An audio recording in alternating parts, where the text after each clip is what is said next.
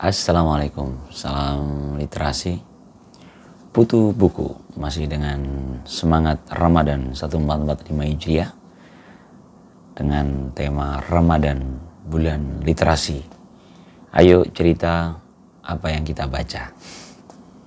Bersama saya kali ini buku novel kecil. Buku karya lama sebenarnya ini, tapi rasanya tetap layak dibahas karena seru ya. Ernest Hemingway, The Old Man and the Sea. Lalu apa rencanaku berikutnya? Aku harus bisa mengakali rencana si ikan itu. Jika ia melompat, aku bisa membunuhnya. Tapi jika ia bertahan selamanya, aku juga akan bertahan untuk selamanya. Ini kalimat The Old Man, si nelayan tua. Ini buku yang bercerita tentang Santiago ya, satu nelayan tua yang berpengalaman namun sedang dapat kesialan ya. Kalau bahasa di sana disebutnya salau. Salau itu ketidakberuntungan karena dia 84 hari tanpa mendapatkan ikan seekor pun. Jadi dianggap sial gitu ya.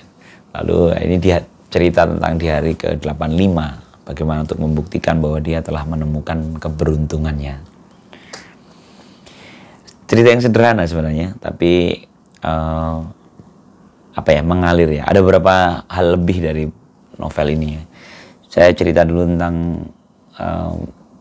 Ernest Hemingway dulu. Ernest Hemingway ini menjadi menarik cerpen ini justru karena dia mendapatkan banyak penghargaan. Jadi buku sederhana ini mendapatkan banyak penghargaan. Di Pulitzer itu di 1953 ya.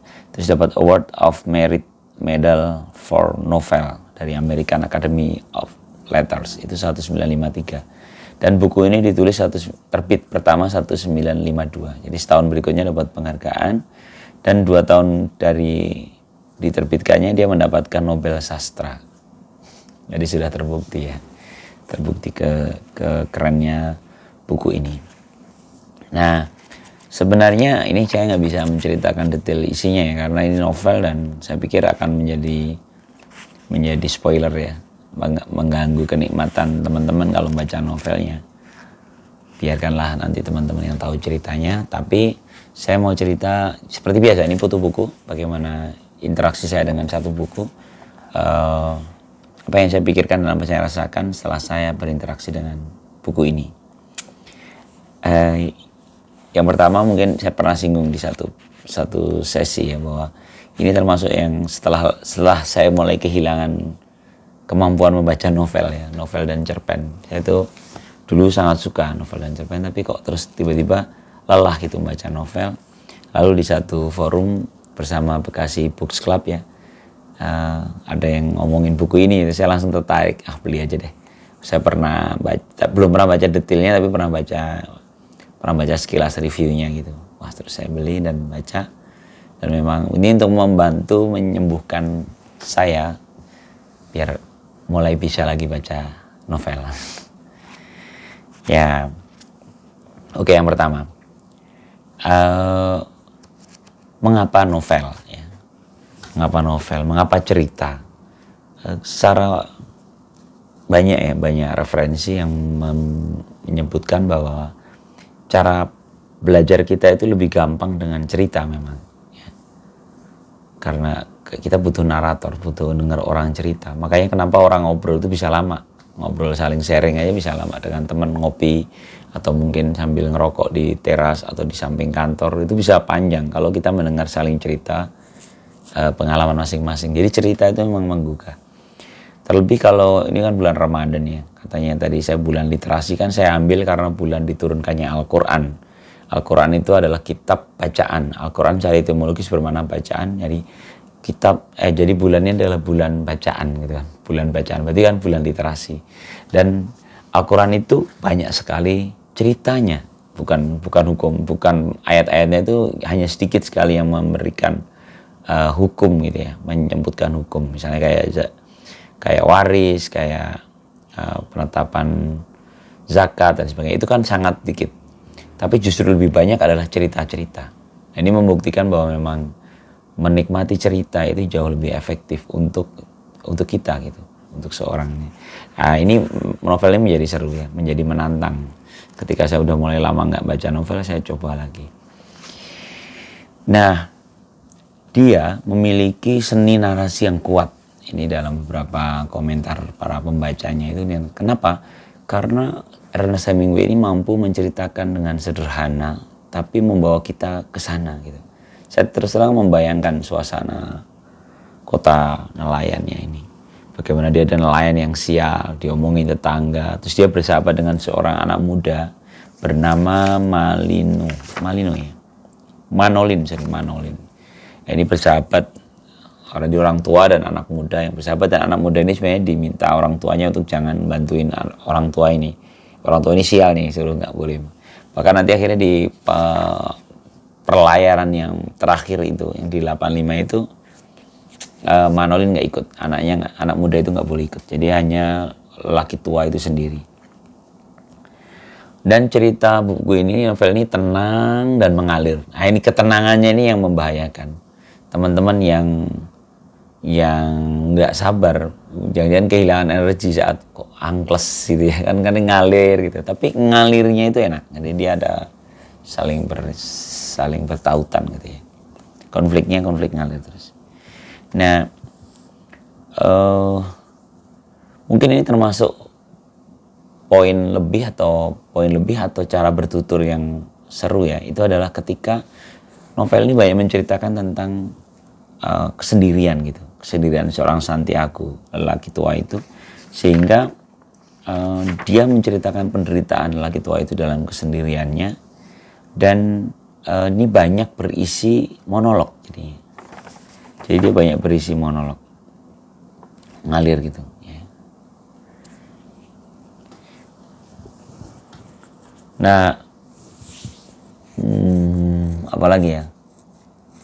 Sebenarnya Ernest Hemingway sendiri menarik sih kalau teman-teman iseng googling siapa dia gitu ya. Dia sendiri juga seorang yang pengalaman hidupnya menarik ya.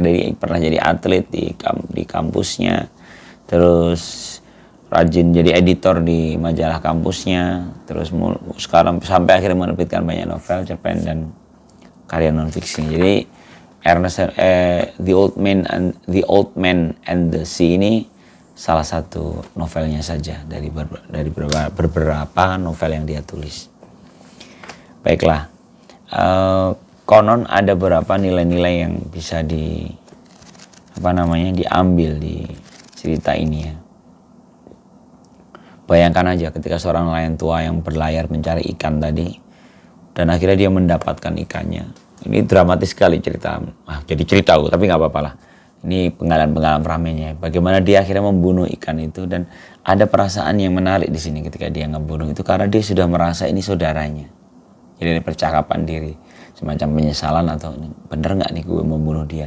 Karena ikan itu kepancing lama, terikat mengayun-ayun di dekat kapal, terus ketika ada kesempatan dia tusuk dengan tombak, ikannya keambil, diikatkan di perahu, dan dia ada perasaan bersalah. Apakah aku berlebihan membunuh ikan yang seperti saudaraku, katanya.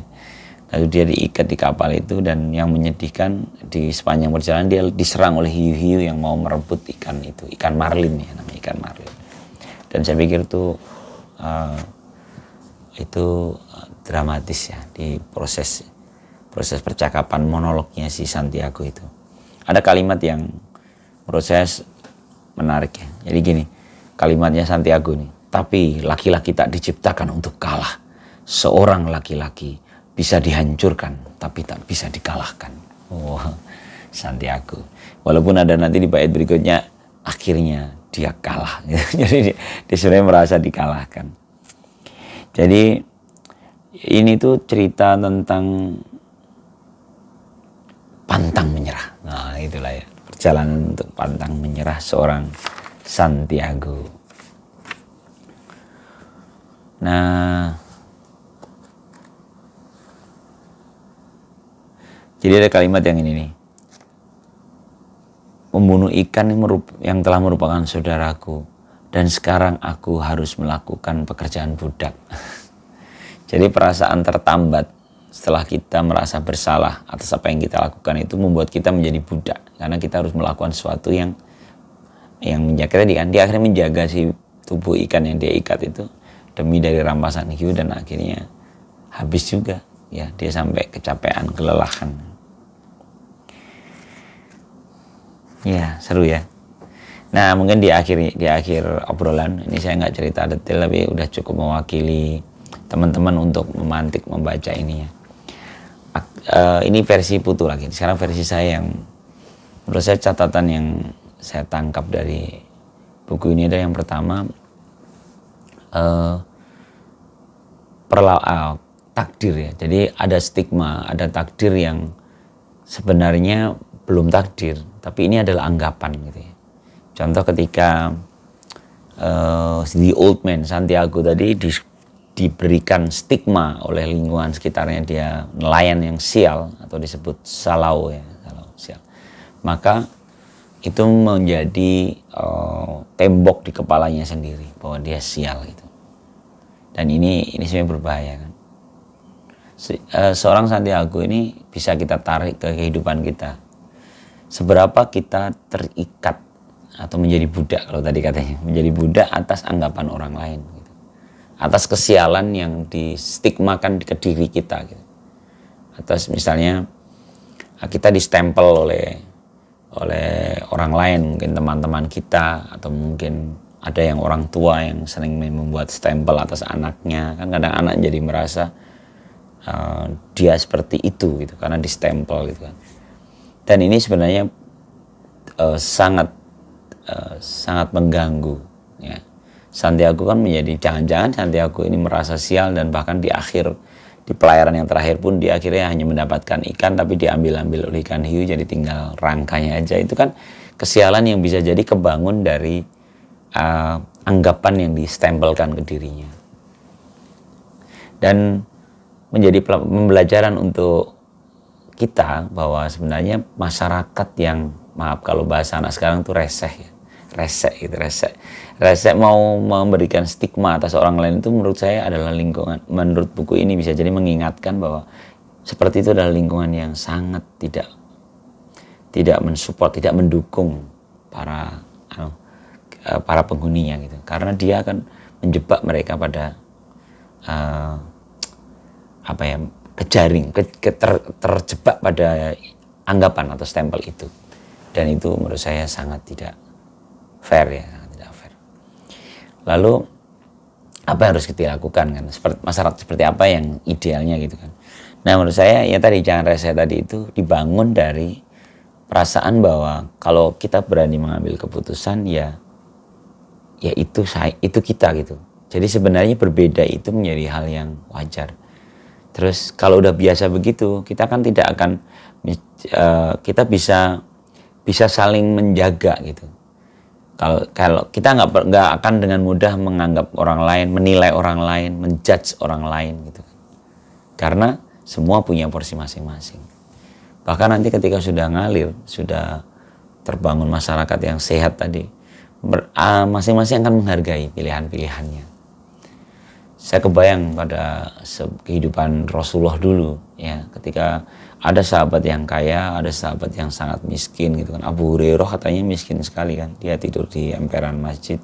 Ada Abdurrahman bin Auf sangat kaya, dia pengusaha yang sangat sukses. Di zaman Rasulullah itu persahabatan demikian erat ya, tak mutaakhi gitu ya, dipersaudarakannya para saudara, para sahabat Rasul itu demikian erat. Sementara dalam sirah nabawiyah itu tidak diceritakan mereka itu rata gitu. Memang mereka semua kaya semua, enggak juga gitu. Ada yang miskin, ada yang kaya. Tapi mereka itu menjadi sesuatu yang nyaman saja. Karena mereka nggak resek, nggak mengganggu wilayah-wilayah itu. Sehingga seorang yang mungkin secara penghidupan nggak terlalu bagus, misalnya kayak Abu Hurairah yang memutuskan untuk rajin mengikuti Rasulullah dan mencatat gitu, meriwayatkan banyak hadis, tapi mungkin secara penghidupan dia nggak terlalu sukses dalam berpenghidupan ya, berdagang atau apa. Tapi itu kan pilihan gitu, dan itu pilihan yang biasa aja. Kita nggak perlu saling membandingkan. Justru dengan meminjam kacamata orang, tapi kita memandang kehidupan kita menjadi suram, itu kan sangat naif gitu kan. Saya pernah membuat satu konsep cerpen yang tapi tidak pernah berhasil saya terbitkan. Dari zaman kuliah dulu saya pernah membuat cerpen novel cerita tentang anak mahasiswa yang penuh idealisme dan dia datang ke gang-gang kumuh di satu kota yang banyak orang miskinnya. Kemudian dia menyerukan bagaimana membangkitkan semangat mereka untuk melawan penindasan gitu, karena mereka orang miskin. Nah, si anak muda itu tiba-tiba didamprat sama penghuni gang kumuh itu. Kata dia, semuanya kamulah yang membuat kami celaka, kamulah yang membuat kami sengsara gitu. Selama ini kami hidup biasa, hidup miskin di sini, tapi kami merasa biasa saja gitu. Tapi kamu datang dengan mimpi-mimpimu, menawarkannya ke kami, dan kami tiba-tiba merasa bahwa kami sangat tidak nikmat, kami sangat sengsara gitu. Jadi kesengsaraan ini justru dimulai dengan kamu yang datang ke sini. Ini percakapan dalam konsep cerpen karena nggak berhasil saya kirimkan. Nggak pernah saya kirimkan dan nggak pernah saya terus malah sekarang hilang ya cerpennya di mana. Tapi itu kan sangat mungkin kan orang-orang yang seolah-olah memberikan jalan memberikan inspirasi, tapi ternyata dia justru menyetempel, memberikan stigma tadi ya kepada orang-orang itu merasa sengsara. Seperti Santiago yang tidak pernah yang pantang menyerah tadi, tapi justru dengan stigma yang 84 ini kan jadi sebenarnya dia semakin merasa sial gitu. Jangan-jangan dalam pengambilan keputusan pun dia menjadi keliru gitu. Ya itu menurut saya menangkapnya di titik itu, bagaimana tentang stigma kesialan yang ditimpakan oleh seorang Santiago.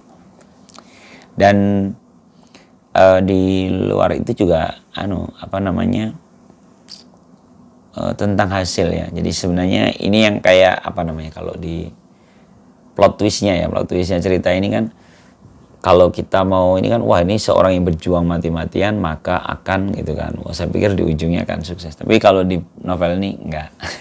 Di ujungnya tetap suram.